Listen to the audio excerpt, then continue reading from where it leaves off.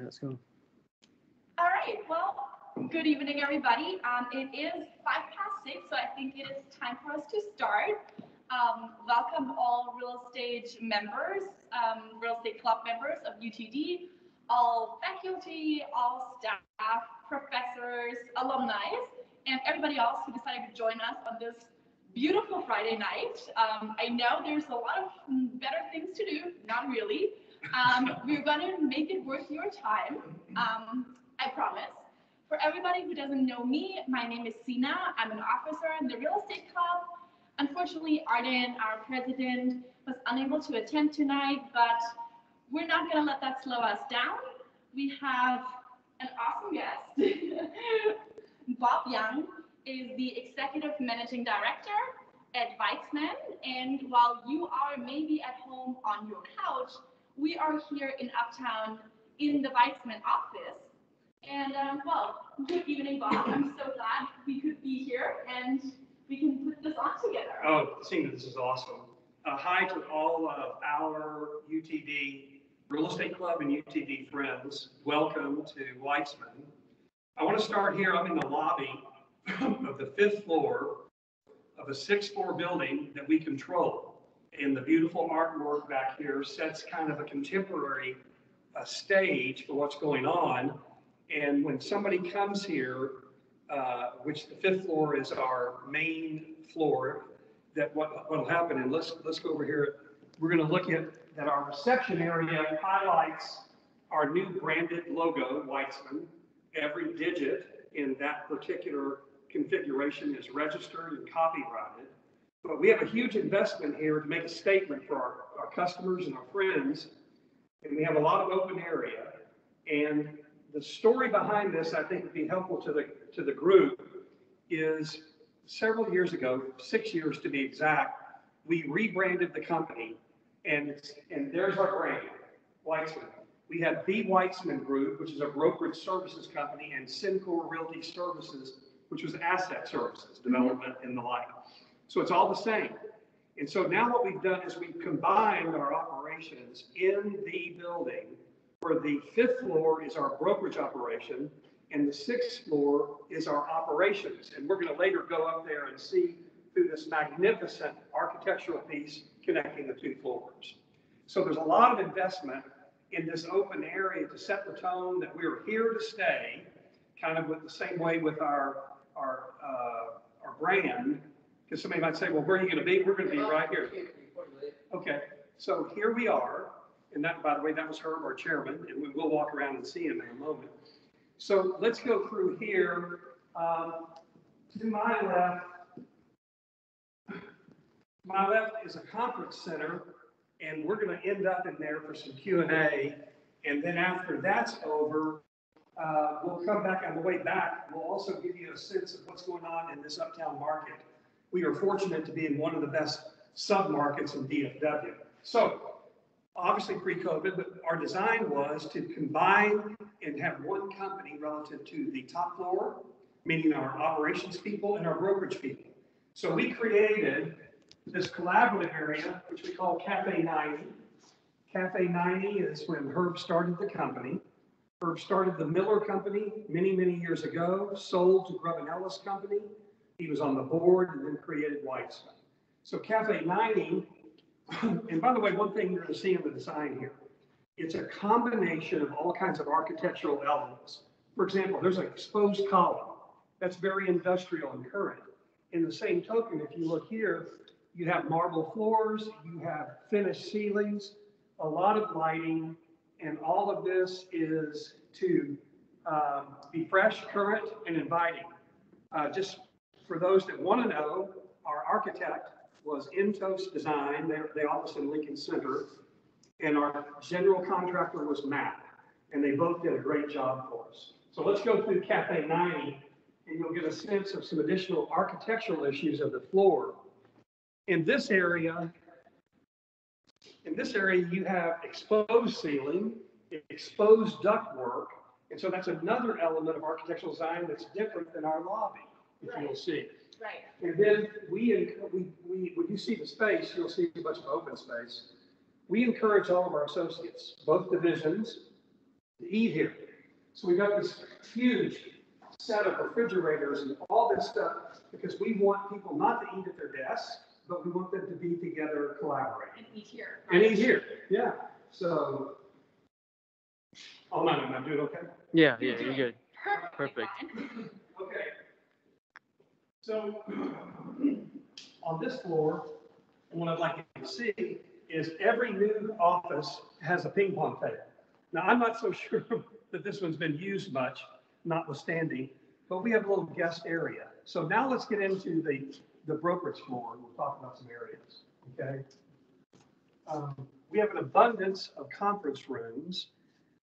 Any glass on the exterior can be seen anywhere because the walls are full height glass. And then we have associates that are right here inside glass. So you can see that visual optic is very important. Somebody's still at work. Yes. Hi, Taylor. So Matt Rosenfeld, our top producer, he's right here in the corner. And I know him very well. yeah, you sure do. And so he has a team that would say be in this particular area, and then we would support him accordingly. Another EVP of the company, along with Matt, is Michelle Kaplan, and Michelle is right here. And then she has a team. And so what I want you to see is that every one of these workstations, either in an interior office or this, they all move up and down. Let's see where this one's on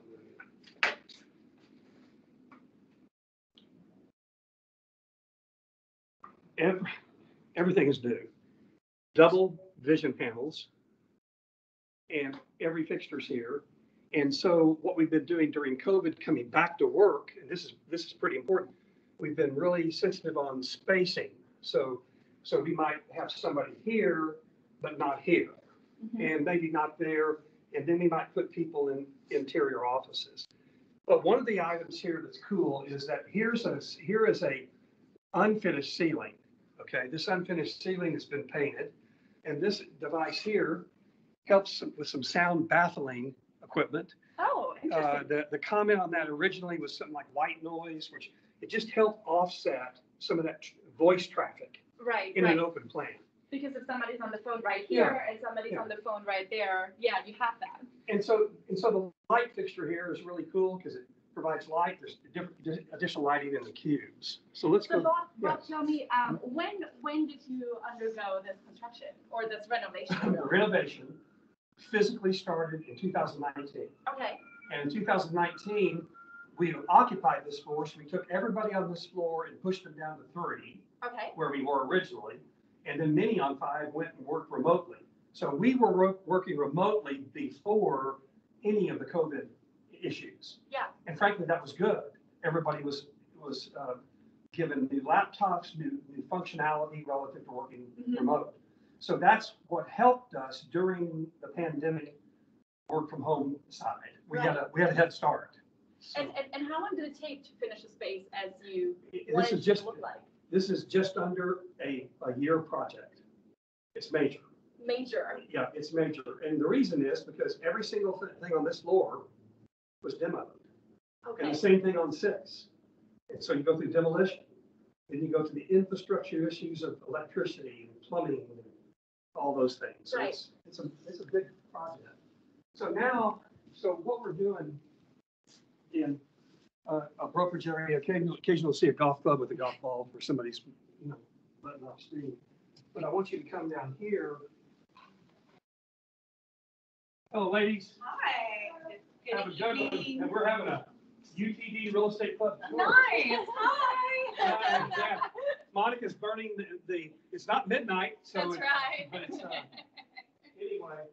Well, Monica is one of our administrative staff, that's a teammate to all of the production people and supporting us, and so they're front and center in the activity, which we appreciate. Right.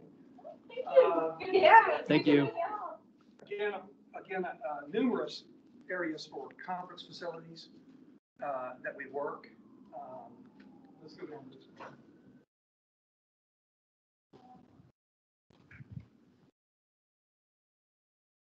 So this is my mess. No, I'm here in kind of the middle of the floor, kind of trying to, be a cheerleader and a coach and a friend for everybody. So, but you can see the effect that this associate here sees natural light from the perimeter. Yes, that's very nice. That And- becomes an issue when you have such deep offices Yeah, to provide everybody Yeah, with absolutely. natural light. and this is a new feature. And also, by the way, we made a decision. This is an interesting note, but you'll love it. We made a decision not to put anything on the walls other than common area. Okay, Now, you could put site plans on a pad in a workstation, but we're not putting, like I had several pictures, we're not putting them right here. And it's kind of that sleek, clean look yeah. that we're trying to, we might ultimately change that. But as you can see, every single thing from fixtures, furniture is all new. All new, It's, wow. Yeah, it's all new. So you said you moved down to the third floor. Being simply a tenant in a building, that makes it hard to just move floors, right? Totally. So you're not a tenant in this building, are you? Yes, we are. You are a tenant, Yeah. but We're a tenant, and then the control of the building is through a partnership that the company controls. interesting. Yeah, so we have a lease. You do have a lease, in fact. Yeah, we have a lease on 6, 5, and a portion of 2. Okay. Yeah. And who else is in this building? Well, we have a series of service tenants. Okay. We used to have on the 6th floor, Kimco, a REIT, used to be here. They moved out. We used to have a Congresswoman, Eddie Bernice Johnson. She left. Now we had another exodus of a group called, it was a executive suite. Mhm. So they moved out. So now the 3rd floor that we vacated and the 4th floor available. And we're out working the market to find a tenant to come in here. Well, I mean, what better That's it. group to engage than Weitzman for That's that? right. Thank you. So as we go around the issue here, I do want to just, so, I think I see the man. yeah. So Herb is here. So he's on the call. He seems to be on a phone call. And so Herb's here. Marshall Mills, our president and CEO, is here. A lot of references to sport. This is the quarterback room. Kind of that competitive nature that we have. And then one item that would be interesting for everyone is Lisa Barker is our chief marketing officer. And she has helped us move front and center into the digital world. Okay. We were using digital technology to enhance the retailers in our centers. Mm-hmm. It's turning out to be fascinating Okay. and beneficial. She has a team 10 right here. So this is research, GIS, this is SRE, demographics, psychographics, and corporate communications for this hub. Wow. And this is, Herb is very proud of this, and like it should be. The Hall of Fame. This is the Hall of Fame. These are projects that Weitzman has developed over a rich 30-plus year heritage. Wow. Some of these projects are also projects that we operate for others, but the majority are not. So what would happen here is you would see what we've done in Austin, San Antonio, Houston, and DFW. And this forms the basis of our statewide portfolio. Mm-hmm. Mm-hmm. And it becomes not only a source of revenue and operational issues, but it's my Dow Jones. Knowing what's going on in Texas Right. is evidenced by this Right. portfolio. Okay. And I can't spend, we're not going to spend any time on each one, but just know that there's several here. Several. Let's go up here real quick. Yes, absolutely. Here is, I'm not sure this is the staircase to heaven, but this is, connects our divisions.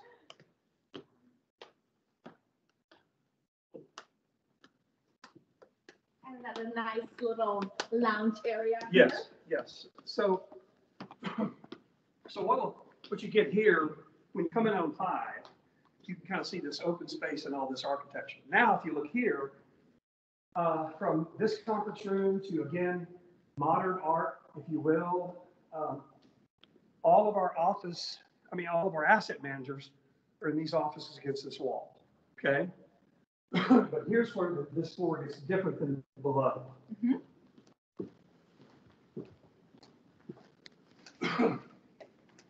Property management. Okay. A critically important part of our game. We manage 25 million feet in Texas. So that's a pretty good portfolio. But again, each one of these workstations has the ability to stand up or not. But we've also been very,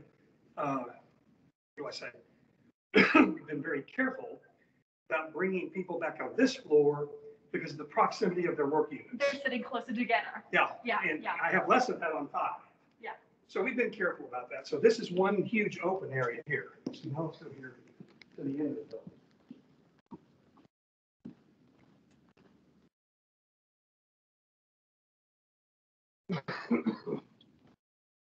So wrapping around here is our accounting department. We have our accounting basically is the following: corporate accounting for all of the affairs of the business, property accounting, and you got to remember that in our client list and in the world, some of our clients operating a property could be in California, bought it on a 1031 exchange, meaning they had money there, move it here, and they've never seen the building, and they want us to operate it. And they might basically have a reporting requirement that is on the back of a napkin. All right. Whereas we have several institutions, and those institutions have really strenuous reporting capabilities. This group does a fantastic job of keeping that stuff in play, as do our property managers.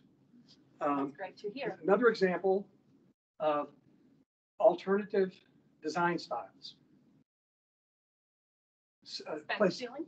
Suspended ceiling, and then you look over there and it's exposed. Same kind of lighting over here. So and then the exposed columns. So really, if you take it all together, it is airy. It's crisp. Yes. And people love coming here. Our guests. Yeah, and if I would ask you, what was the strategy? Why did you undergo a year-long renovation when I guess, you had an office before? Why do all of that? I think that, and to Herb's credit, and everyone knows about the whole issue of persistent. So really what happened was we needed to move forward. Right. And Herb is a move forward guy. And so the new branding and the fact that we're going to take our space up to a current and go forward standard. So it was an investment. It was a major investment for the firm. But as you can see, it has a little bit of a panache, and it has a great vibe about it. And that's one of the reasons that we did this, because the question is, where are we going? Well, we're going forward. Right. In the best market in the world. It's true. And I think regarding work culture, you probably have a lot of millennials working, right? Certainly do. And this makes it a lot easier to retain talent, to gain talent. Yeah. See, you're exactly correct. Recruiting and retention. Yeah. And that's so important for all companies. Right. And we talked about this earlier, but our company, we operate in 4 cities. We have 270 people. So we're always looking for new talent. We're always looking for those areas, but we have to be able to attract that. And by the way, on our home location here, being right in the heart of Uptown, it has so many attractions. It does. I mean, we have several members of our staff and our brokerage operation that are in apartments right around the building. Yeah. Yeah. So let's go this way, and then we'll kind of go down. Yes, I think downstairs on the lower level, yes, it would be nice to take a look outside of the window so people know where we are. Yeah. Exactly.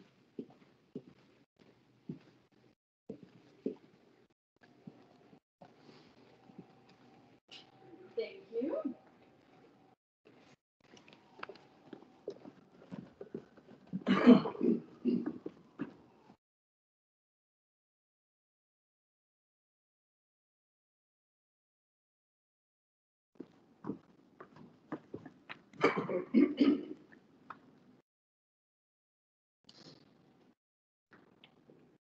So, the first thing every real estate student learns is that it's all about location, location, and location. So it would be great if you could show us maybe, or at least tell us, or we are located here. Yeah, we can certainly do that. So, uptown and where we're located, and we're looking past the Crescent, which is the 3-building massive project, and there's the Chase logo on Chase Tower. That's in downtown.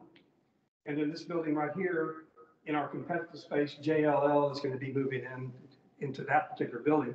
But here's the interesting thing. If you went right over there and you look, there's the Stoneleigh Hotel, and this is the famous Nick and Sam's restaurant right here. It's maybe one of the top steakhouses in the region. Okay. Well, there's Wolf Street, and Wolf goes right over here, and instantly you get on the toll road north and south. Right. Or you take Wolf and you're going east, west, and south. So where we are, brand new Marriott. This is the Uptown Marriott. It was developed by Alamo Manhattan. They are a multifamily developer, but they had good real estate here. They combined a lot of stuff, and then they have Marriott operating the hotel.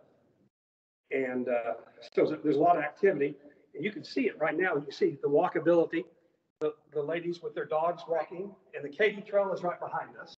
Right. Literally right behind us, and that's a huge amenity for a lot of folks. So it's a hotbed. It's a buzz, a good buzz. It's a good buzz, and the brokers working here, they can literally get everywhere in the Metroplex within a few minutes. Yeah,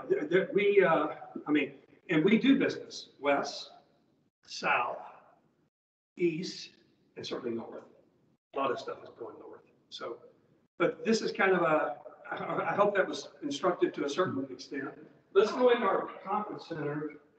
I'm going to return the lights on. Hold on. We'll go up there.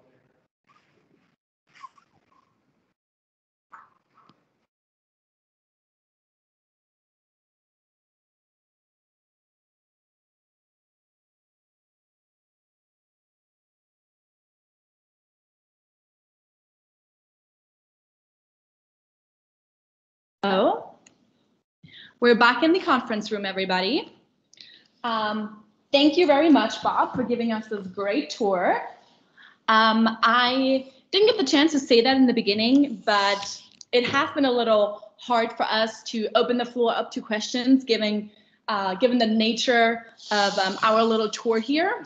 But I would ask now if anybody has some questions to Bob about the office, about working at Weitzman, opportunities with Weitzman, the real estate market, the office market, the retail market, really anything that comes to mind that you think Bob would be the right person to ask. Please feel free to just unmute yourself, and we can answer those questions hopefully for you.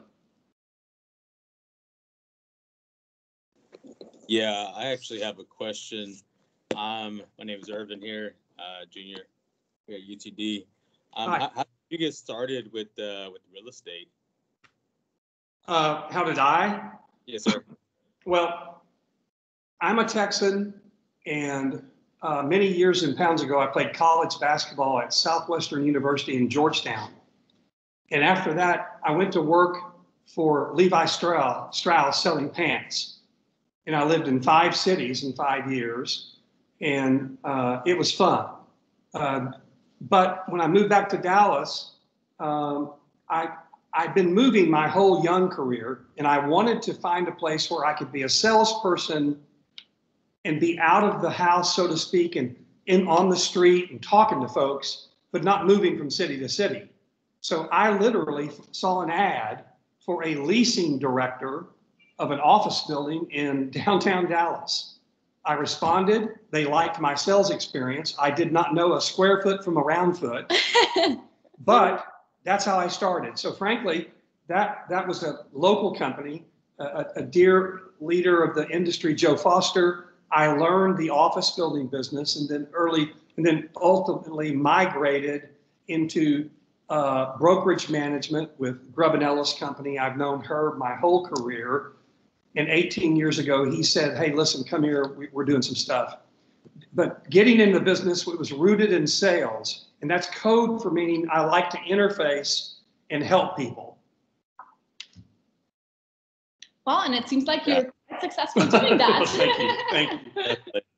Thank you, sir. Yes, sir. You know, me personally, I was interested. This is a big office. Mm-hmm. How many people are here when we do not have COVID? How many people, you know, are here right now? Are you going to face it into coming fully back here? Is home office here to stay? What's Weitzman's strategy on this? Great question. Let's go back in time.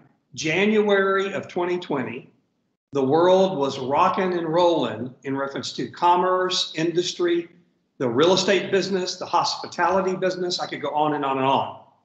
That was great. And then, so January and February of 20, we're here, and at full capacity, we're about 125 people in our space. Okay.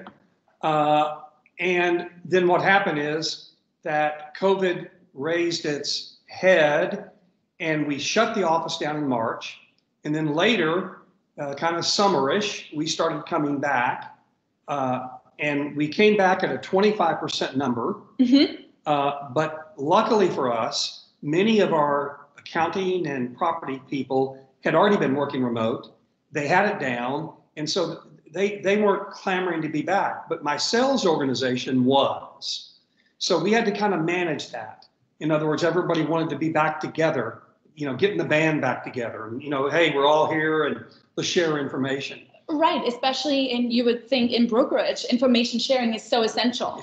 Totally, yeah. So we got up to a point. Then the big spike in the state, we really pared it down. But now we are bringing back. We're in my group. We're more than 50% in the sales organization, and we're probably a little less that in our operations group.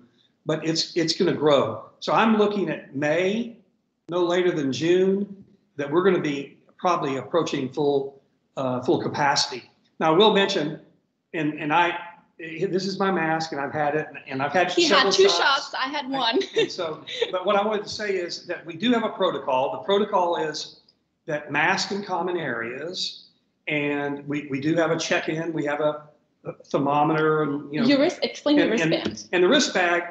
We have a different color. Green is for Friday, and this just keeps all of us observant who's around and who's not. Most of the times, guests do not get up here because we have a concierge and a security officer in the bottom of our 6-story building. But this denotes who's in, who's there, and we want to just make sure that we're being careful. And right now, it's hard because people want to get together. And so we still have to maintain many of those protocols, but we are well on our way to a full return. Right. Yeah. So what would you say in general, the office market as it is? You formerly worked in office leasing. How is the office market in general affected by this? Is home office here to stay a little bit? Is there going to be more flexibility? Or are we all going to be back in the office 100% in May? I'll tell you, there's a term that during COVID, every one of our companies, we had to be adaptable to a lot of different things, and we had to evolve. Right. So adaptability is at the top. Okay. And then the other issue is that some of my friends in the industry on countless Zoom calls, you know, they say we can all work remote, but we're concerned about productivity and culture building. And sometimes you can't do that on a Zoom call. No, the Zooms are great. But the point I'm making is, so where we are is we are committed to utilizing this beautiful space to help our business and help our clients. Now, downtown, uptown, during the height of the COVID case rise, offices were closed. I mean, it became very slow. Well, there's even some new articles that are coming now. People are getting more comfortable. Our particular state and city has kind of been serious about trying to make the growth come back. And right now, you could go to 5 different websites and you could find that the trend line is office occupancy, which could be between 25% and 50% for all of this stuff. Right. It's going to find 75% pretty soon. And for the same reason. Now, will there be remote working? Absolutely. We've all realized we can do that. Right. But generally speaking, and you can imagine, I'm wanting to get customers back here. They come in here and they go, you know, I'm with the right service company. I'm with the right whatever. It is about the impression Exactly. that the office makes. I mean, that was part of the strategy, right? Signaling or having that signaling effect to clients, to competitors, to the market that Weitzman's here to stay, even though the German is exactly. And just one example, there's a 400,000 foot building right out this window by the Crescent, and that particular office building, now half of it's been leased to JLL. JLL is combining its Victory office and its Preston Center office in one location. So that took another bite out of the inventory. But there is one thing that's interesting for office and retail. Over the past years, there's been a managed delivery of space, meaning there's not been as many new things built. And that means that existing product, by supply and demand theory, is going to increase occupancy. Right. So now what's happening, you could hear the announcement of so-and-so doing this or so-and-so doing that. But the real issue is that office use, size, footprint, layout will adapt to a new go-forward era. But just look at this.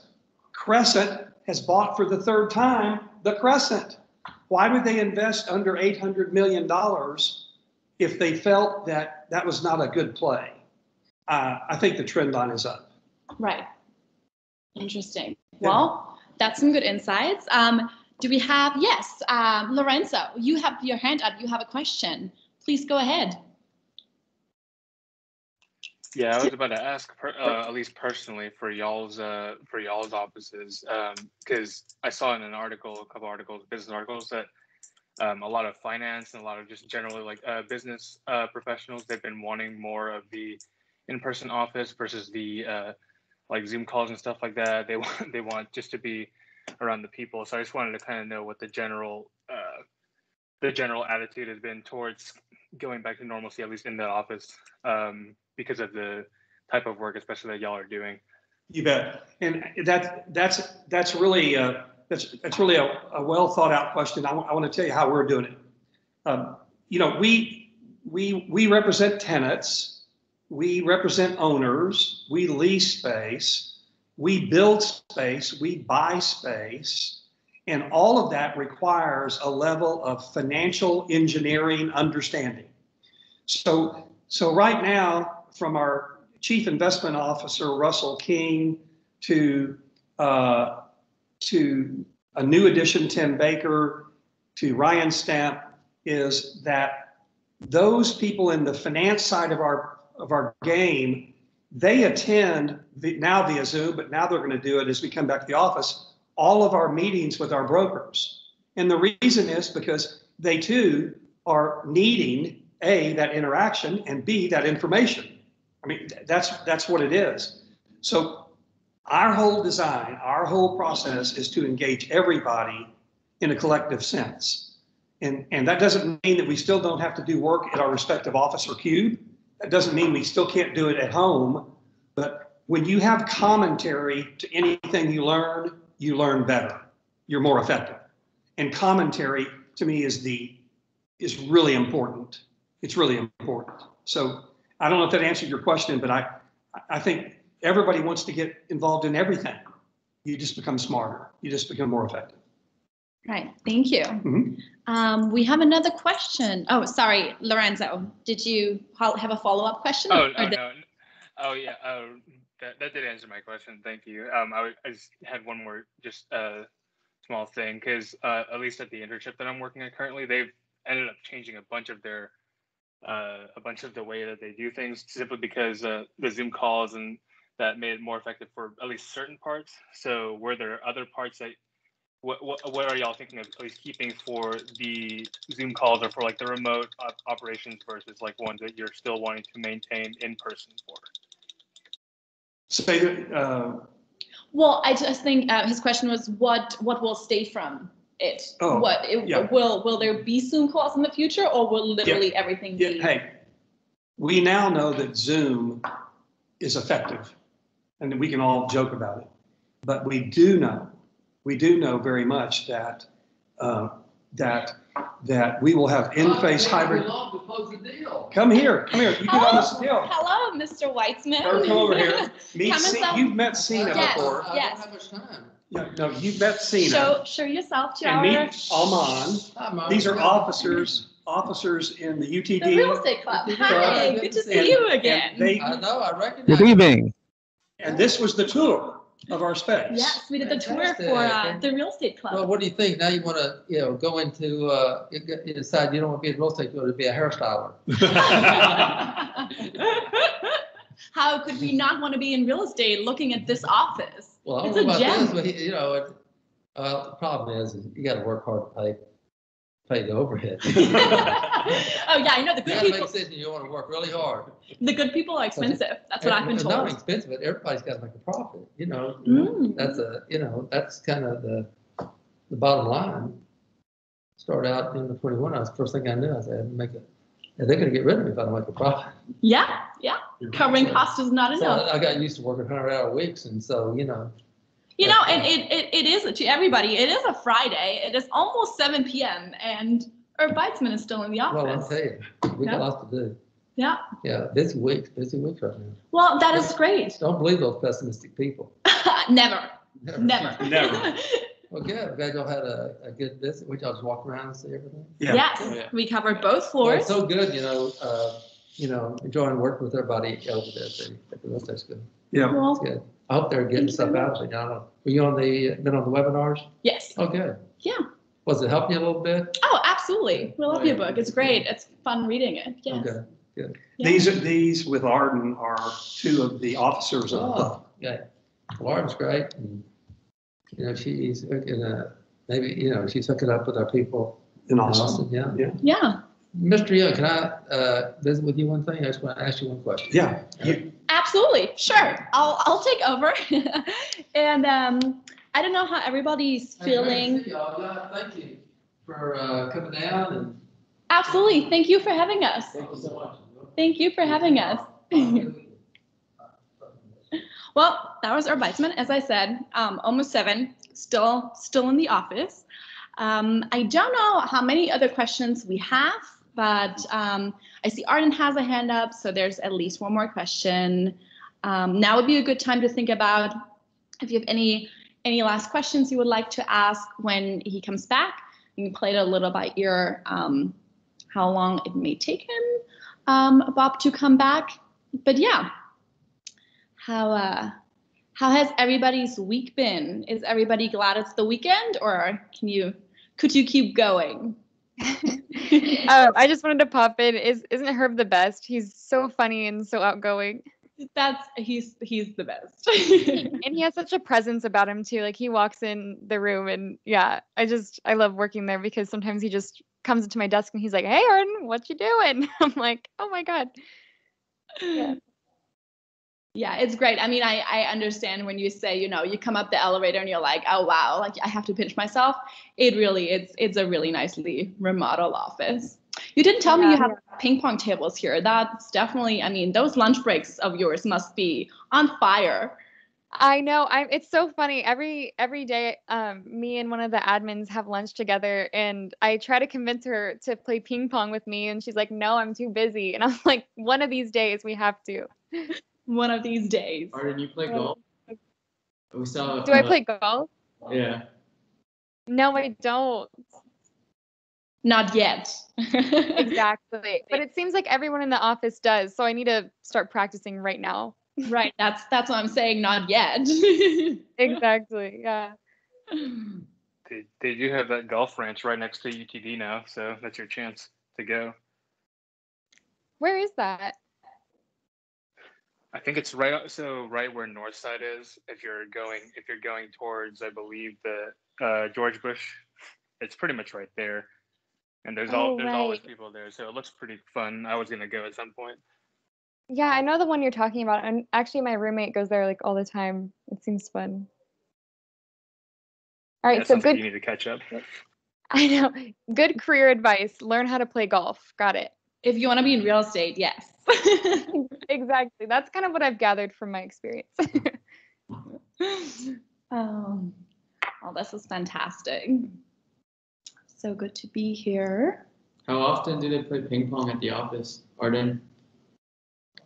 Apparently before COVID happened all the time, and apparently Cafe 90 was always packed, and like a property manager from floor 6 would have lunch with like an admin on like floor 5 in Cafe 90, and apparently it was like super interactive, but like the moment it got good, apparently everything shut down. And usually whenever I'm in the office, it's around 30% capacity. So I haven't really seen anyone play ping pong, but one of these days I definitely think it'll be a packed table. I don't know. That's great. All right, I think they're haggling or securing some deal terms. When Herb Weitzman calls your name, you go, even if you're in the middle of a meeting. Right, but I think so far it has been really interesting. It's really good to see how other offices look like, how they handle things, given COVID. Yeah, and what the work culture is really in different places. So I think if anybody else has a question later on about any career advice, any interests in, how office assets are doing. And then let's not forget, Weitzman is a big retail brokerage. So any questions about retail brokerage or, stuff like that. I think Bob is really skilled in all things real estate. Agreed. Yeah. Something interesting that I might just want to throw out there. I don't know if he mentioned it already, but how the company used to be split by floors. So people on one floor felt like they worked for a different company than on the other floors. So once they put in a new staircase that connected the company as a whole, apparently it like changed the whole work culture altogether, and everyone felt super connected. And it kind of was like a physical reminder that Sencor, which is like their properties and their project leasing team, and Weitzman are now one company, Right. because they used to go separately, and now like the stairs are just a physical reminder that it's all just Weitzman now, and no longer Weitzman Group and Sencor. So I thought that was really interesting, and you can just really see their like corporate strategy when they were renovating.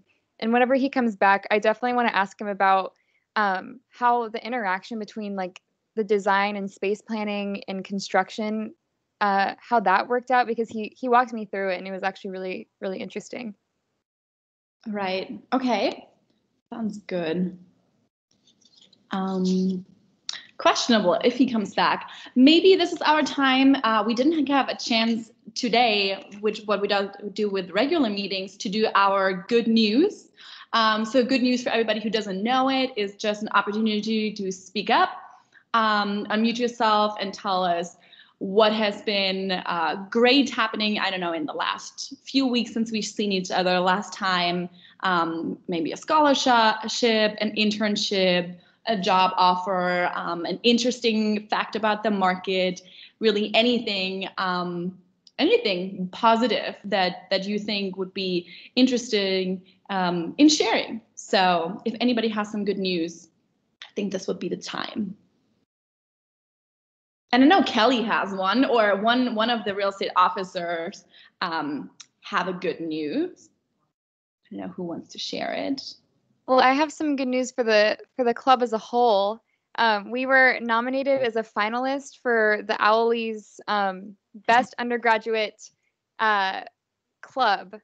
So if anyone wants to go support that, maybe I don't know how that's being publicized, but I'm really proud of the club.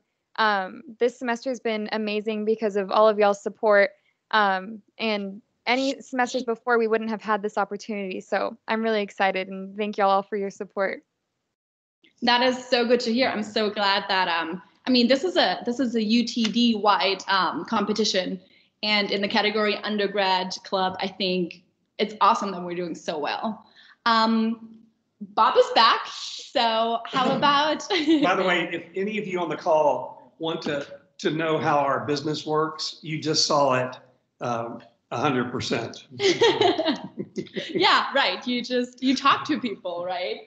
Well, he wanted to say something, and he said it. And he said it. Yeah, anyway. All right. I think Arden, you had another question, and then, but anybody else? I think there was another hand up before. Please just feel free to unmute yourself and ask away. I have another question too. I'll go after Arden. Okay. Okay. Bob, in one of our meetings, we were talking about the design of the office and how it went from designing the space plan down to meeting with the construction company and how those two interacted. And I kind of wanted you to walk them through it because I thought it was kind of interesting, just the whole process. Yes, and I remember we talked about that. Let me kind of do this in sequence.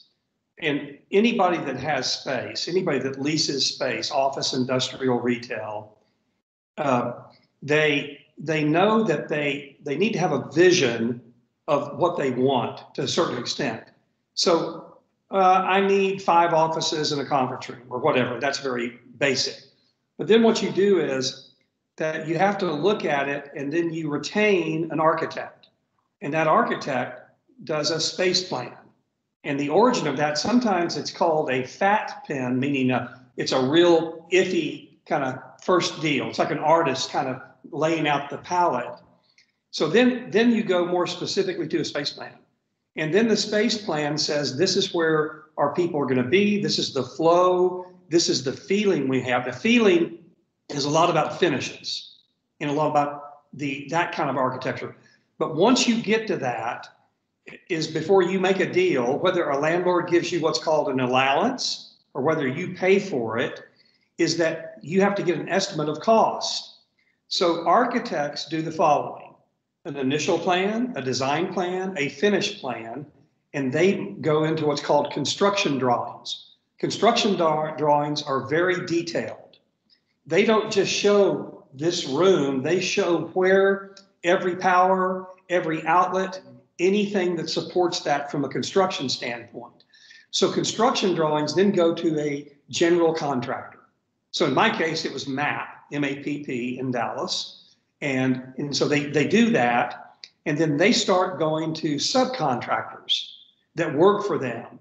And one of them could be somebody that does the drywall, gypboard, wall issues. Somebody will be glass. Somebody will be lighting. And they then take bids from all those people, and ultimately they bring back to the tenant and the landlord, here's the space, and here's the guesstimated cost based on today's estimates. And then sometimes there's a lot of what we call value engineering. You're going, oh my goodness, the cost is too much.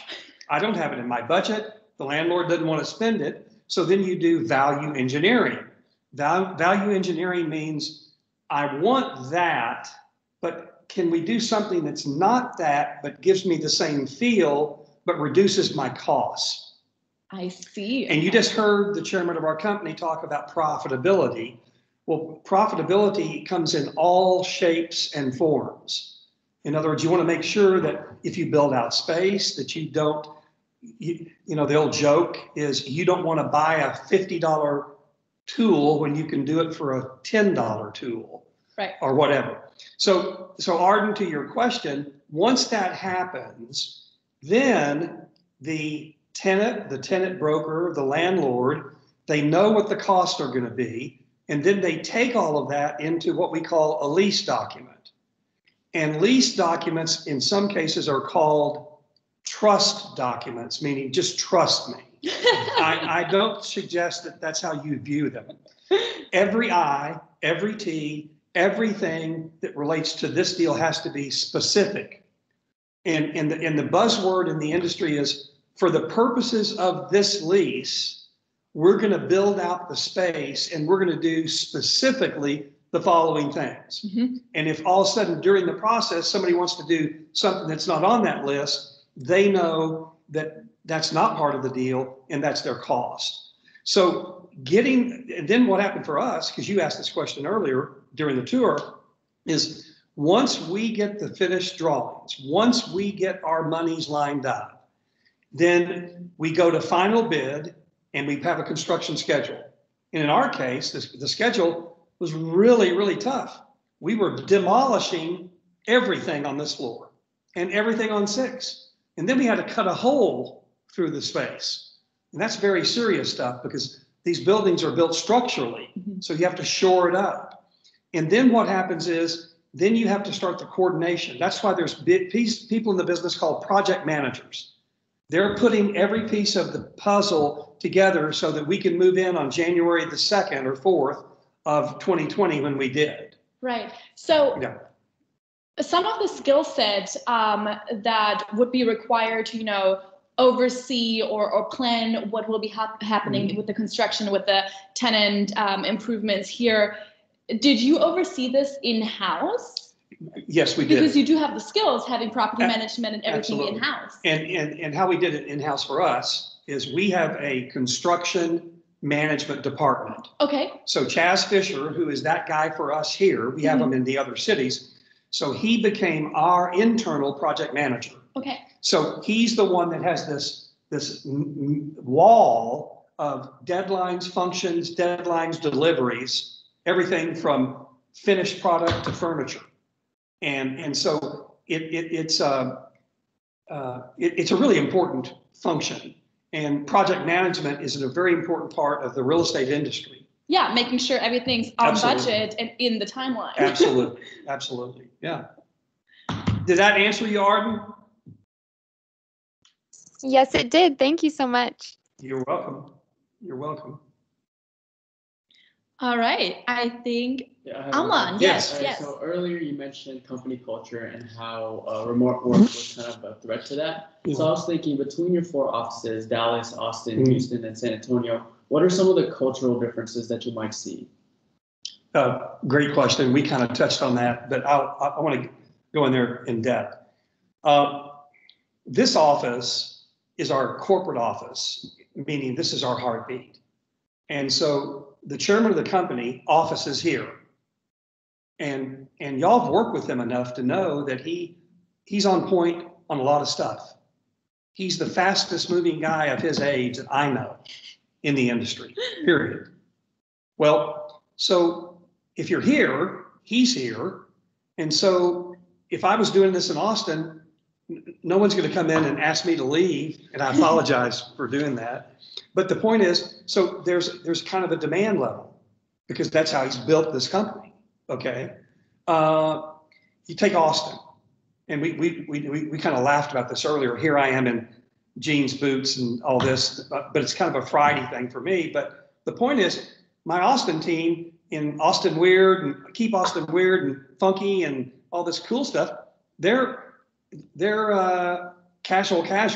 I mean, they're loafers with no socks, and in our dress code here says socks are required. So I know, but there are little nuances. But I will tell you one thing that's interesting. Listen to, and I'm going to go to San Antonio and Houston too, is that Dallas, Austin. Okay, Dallas is a huge market in every aspect of the business. Right. Austin is a cool market, but it's not huge. So my brokers there, we just started an office building initiative in Austin. Mm-hmm. We have that here, but so we're doing that. So they have to be nimble and they have to kind of have different skill sets because Dallas is more specialization oriented and other markets are done. And then Austin has different issues. The city of Austin is very protective of their aquifer. They're very protective of the environment. And not that we're not, but they might have a different issue there. Now, if you go to San Antonio, or if you go to Houston, San Antonio is also a huge MSA, but it's not a big market in terms of commercial product. Mhm. But it's growing. Mhm. And part of that is that it's a headquarters city for USAA real estate and USAA insurance. And so what happens there, we have a smaller operation, but they all kind of beat to a different drum. Houston is our biggest goal, to increase the size of Houston, Okay. because it's a huge market. So we're working on that every day. We are working on that every single day. How big is the office in Houston right now? Well, we've got 25 people in Houston, which is not a small operation, but I only have eight, in this case, 8 brokers, and that's the third largest city in the United States.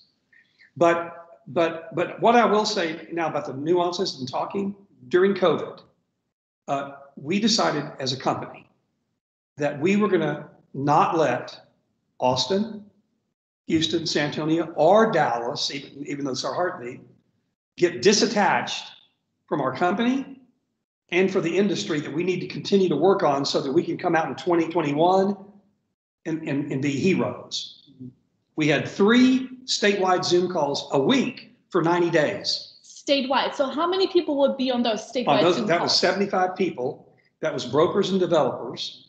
And then I'd have the head of the Texas Restaurant Association, Emily White, to come in and talk about what's going on. One thing that she told us about was the effort to get margaritas to go. Mhm. It happened, Mhm. and now the Texas legislature is going to approve it going forward. In the same token, I had Ray Washburn, who owns Highland Park Village, and he's Mi Casino. He came in and talked. Well, he might have had a Dallas perspective, but what he says about some topic, our other offices learn something. So our goal during COVID was to talk to our folks, talk to our clients, drive real estate, research properties, and get ready that the minute that the door kind of opened, that we were loaded for bear to grow business.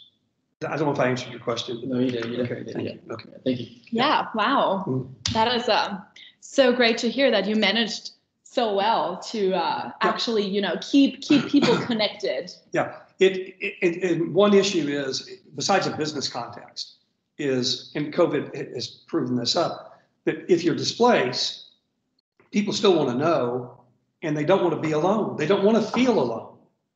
And Right. so I think that's a very important part of good business, is that you need to be comprehensive. You need to be talking to people, and you can, and the concept there is you can never know enough people, and you can never know enough.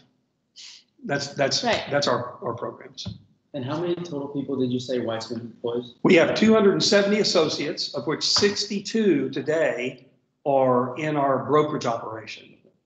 And many of the brokers are independent contractors. Mhm. They have a different status than an employee. But really what they want to do is they want to use this space and use our brand and use our tools and run their own business. And that's the entrepreneurial side. And that's the series that Yeah. your club has been doing with Herb, because that's him. That's Yeah, him. yeah. An entrepreneur through and through. Through and through. Through and through. Yeah, through and through. Great. Well, we are on for about an hour now, so I would just open the floor up to some last minute questions. If anybody has some questions for Bob regarding Weitzman, retail, office market, now is the time. If not, we would slowly start to say goodbye. I have a question for Bob again. It's Arden. What? She's really curious. I don't know. I'm so curious. Yeah. So we have someone in the chat. He's talking about networking. He's said quite a few chats, and we all know Bob as the networking genius of real estate. He knows pretty much everyone that I've ever met. Everyone that I meet, I'm like, oh, I work under Bob, and they're like, of course. Tell him I say hello.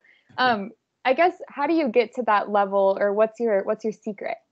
Well, thank you for that. And I want to tell you that could be that could be one of the biggest things that you need to think about. The real estate industry has got so many portals and so many functional opportunities to work. You can, from an analyst to a project manager to a broker to a property manager to an asset. I mean, there's so many different things, right. And it happens in all disciplines. But one thing that I was told a long time ago through Joe Foster, and by the way, Joe Foster and Herb Weitzman were partners at Henry Miller Company many years ago. But it was basically, if there's an event in your space, you go. Now, what does that mean? A title company decides to have a breakfast with the guest speaker, Steve Brown. Oh, I got to get up earlier. I got to do it. Go. Go. There are different functions in real estate. In DFW, NTCAR, North Texas Commercial Association of Realtors. I've been a president of that operation, and it's not just one discipline, it's all disciplines. It's more of a sales brokerage side. If they have an event, you go. If they have a tour, you go. I mean, and so to know everybody, you actually have to be there. And that's Herb, that's how I know him. He was at every function, whether it was retail or not. Right. So I would say you need to do that, Arden. Everyone needs to do that. And then I want to just give you one tip. This typically comes back in a training. We have a program called Weitzman Sales Institute, which is pretty dynamic. It's the evolution from a boot camp orientation into thinking about how important communication and sales are. Okay. So I'm going to tell you two things. What we're looking for in all of our associates are people that have a thirst for knowledge, because that's important, because our business is based on, that's our asset, is knowledge. Number two, we have to be able to have people that want to take that first step, get after it. When I played college basketball, I wasn't the tallest, I couldn't jump the highest or run the fast, but I knew that first step. You look at soccer, baseball, football, that means that you want to be kind of a first responder. Anticipate. That's the second thing. And the last thing, when you get with a customer with a passion, you have to be able to sell. But I'll give you a suggestion, Arden, that I've done. I still do it today, is that I write and I give people handwritten notes. And I've done it for my whole career. It takes just a little bit more time, but what it does, it differentiates me from others. And so that helps me in my networking. Does that make sense? Yeah, definitely. They go, this guy's not just full of BS. I mean, he took the time to do this. One of my brokers went to Phoenix this week on another issue, met a client of ours that we have one property in Austin. He went there, and so he introduces me as the guy that sends him handwritten notes to his friends, to his business colleagues. So I gave my guy a handwritten note, said, Brett, hope you're great. I hate not seeing you at ICSCs, but we will in the future. Bob. He took it with him. He got to meet with him. And after it's over, he gave it to him. I write handwritten notes. A lot of people don't have addresses anymore. Yeah. I still scan the handwritten note and send it to their email. That is great. But what it's all about is differentiation, and make sure that when you do network, that somebody says, hey, I want to know this person. I want to interact with this person. So last time when we had our leadership roundtable with Herb, I think he said something very interesting. He said you are doing some sort of like role playing. So the analyst, so to train people. Yeah. And because you said the most important thing when you meet with a client is you need to be able to sell. Absolutely. So is that one of the strategies you use to improve people's people skill and people's selling skill? Yeah. I mean, there's so many sales issues, but one thing is when we're in our business, we always get objections.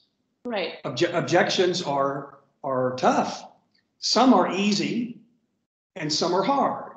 but you have to do it. So we'll have a group in here, and we'll throw out 5 scenarios. I'm the salesperson, I'm the landlord, I'm the whatever, and we give them a case, and we're trying to see how people can interact quickly. There's a little help to that though. If you have an objection and the person says, I like your shopping center, but the landscaping is really it turns me off. That's an easy objection because we can improve the landscaping. So that's easy. I like your shopping center, but it's got to be on the other side of the street. That's a hard objection because we're not going to move it across the street. Right. In either case, when you get an objection, these are the best salespeople in the world that do this, is they hear the objection and they go on, I understand that you are concerned about the landscaping at my shopping center. Is that correct? That does 2 things. You think I listened to you, which I did. It gives you respect, and it gives me time to think about what I'm going to tell you. Okay? So let's go to the hard objection. Same thing. Cena, I know that you want to be on the other side of the street. And I can't do that.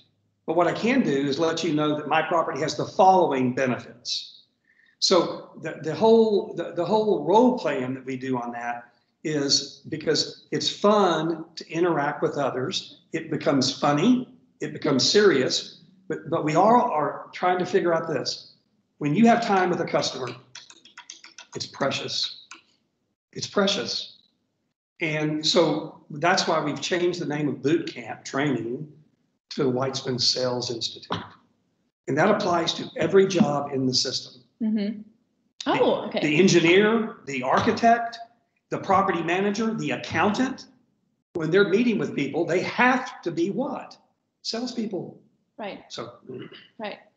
Well, I think that was very interesting. I hope y'all learned some lessons from that. I most certainly did. So Bob, I just want to say, if we do not have, we have one more hand up. John, if we, we'll do one more. Yes, let's hear your question. I don't know. There we go. Oh, there yeah, we're unmuted. I just want to find out if you're on LinkedIn so we can talk about business. I'm on LinkedIn. I'm a devotee of LinkedIn. I'll give you. Are you on LinkedIn? Yes, sir. I can put your link in the chat. Well, I'm Bob Young. Yeah. Weitzman. I mean, Bob Young, Weitzman. I think I found you pretty quickly. Yeah, so. yeah. Okay. Okay. I didn't get your last name, but I put my information on the chat. Do that, and then we'll connect. Okay, sir. I want to tell you about LinkedIn. In the business world, it really has become, I don't want to over exaggerate like the gold standard, but it's become a very good platform to talk business without politics. I mean, some of it's creeping in there, but like today, I get up early, I kind of flip through some stuff, and I see a guy I've known for years.